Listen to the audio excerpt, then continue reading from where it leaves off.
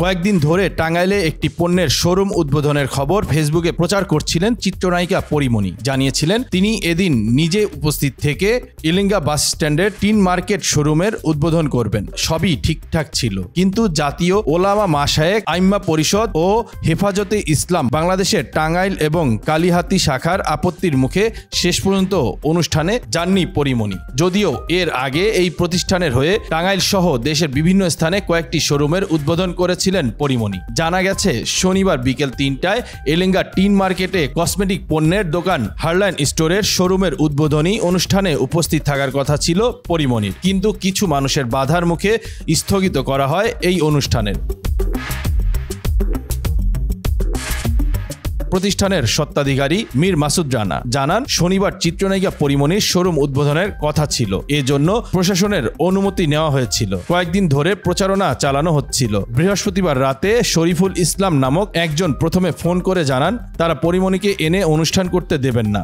শুক্রবার ফজরের নামাজের পর ফোন করেন মুফতি সুলাইমান, মুফতি সুরুজ্জামান সহ 30 থেকে 40 জন ফোন দিয়ে পরীমণিকে আসতে দেওয়া হবে না বলে হুমকি দেন। তারা পরীমণি সম্পর্কে অশালীন মন্তব্যও করেন। শুক্রবার জুমার নামাজের পর বিক্ষোভ এবং শোরুমের সামনে অবস্থান কর্মসূচির ঘোষণা দেন। পরে বাধ্য হয়ে অনুষ্ঠান স্থগিতের সিদ্ধান্ত নেয়। তারপরও শনিবার অনেক মানুষ এসেছিলেন পরীমণিকে দেখতে। শেষ পর্যন্ত সেখানে তার যাওয়া বাতিল হয়। বিরূপ পরিস্থিতির কারণে না যাওয়ার সিদ্ধান্ত নেন তিনি।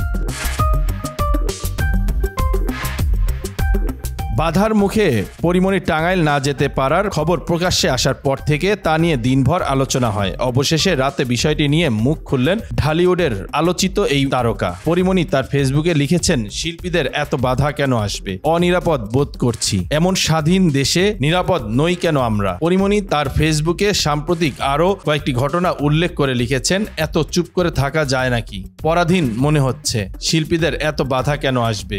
অনিরাপদ অনুভব করছি। এমন স্বাধীন দেশে নিরাপদ নই কেন আমরা? মেহজাবিন পড়শি এর আগে এমন হেনস্থার শিকার হয়েছেন। ধর্মের দোহাই দিয়ে কি প্রমাণ করতে চলেছেন তারা? কি বলার আছে আর? এদেশে সিনেমা বা বিনোদন সব বন্ধ করে দেওয়া হোক। তাহলে কি আমরা ধরে নেব আমরা ইমোশনালি ব্যবহার হয়েছিলাম তখন, নাকি এখন হচ্ছি? কোনটা?